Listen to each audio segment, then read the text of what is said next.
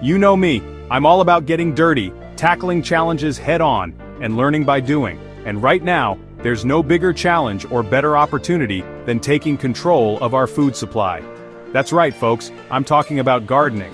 But not just any gardening. I'm talking about victory gardens for the 21st century. Remember World War II? Folks back then faced food shortages. Their answer? Victory gardens. Millions of people turned their backyards and empty lots into food production powerhouses. They didn't just survive, they thrived. Fast forward to 2025. We're facing our own battles: climate change, rising food costs, supply chain disruptions. The solution? It's the same as it ever was. Grow your own. It's time to roll up our sleeves, dig in the dirt, and plant the seeds of a more resilient future. Let's build some victory gardens in 2025. Look, I'm not an economist. I'm a guy who's seen a lot of hard work. And let me tell you, the writing's on the wall when it comes to our food system. Grocery prices are through the roof. Extreme weather events are wreaking havoc on crops. Empty shelves are becoming more common. It's a wake-up call, folks. We can't just sit around and wait for someone else to fix it.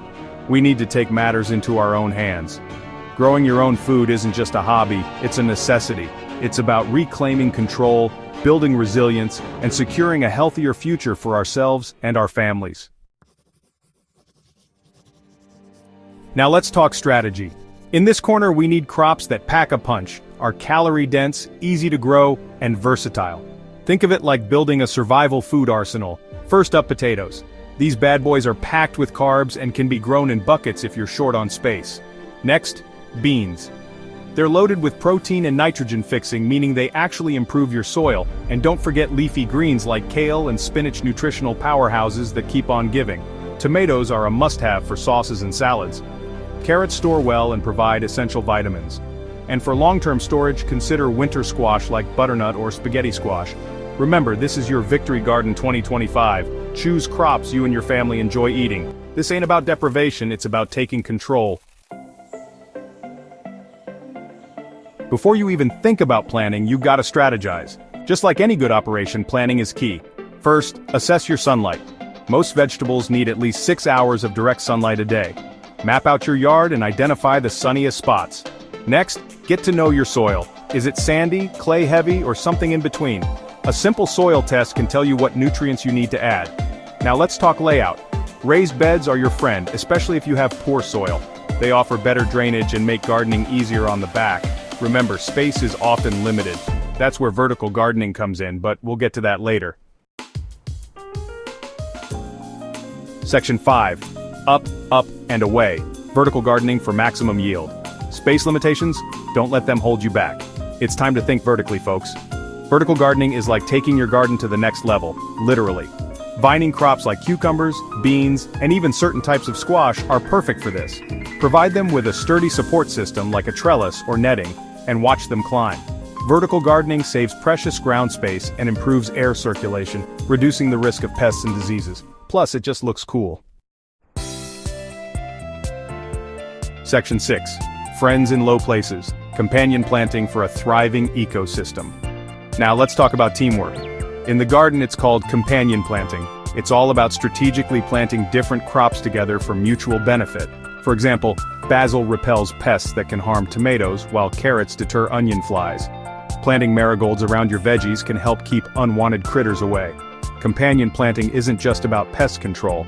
It can improve pollination, enhance soil fertility, and even enhance the flavor of your crops. It's about working smarter, not harder.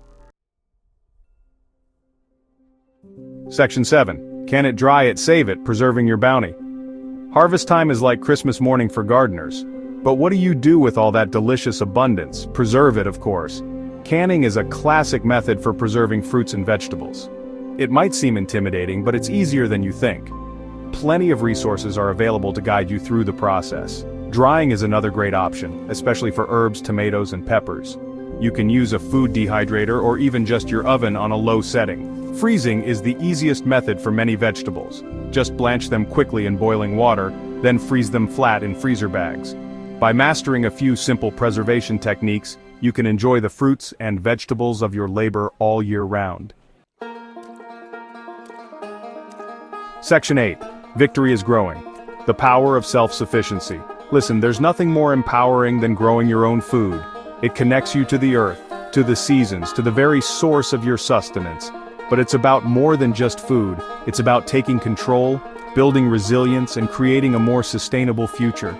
It's about teaching your kids where food comes from and instilling in them the value of hard work and self-reliance. Imagine a world where every neighborhood has a Victory Garden 2025, where fresh, healthy food is accessible to all, where communities come together to share their harvests and their knowledge. That's a future worth fighting for. So let's get out there, get our hands dirty, and start planting the seeds of change. The power is in our hands, folks. Let's grow it.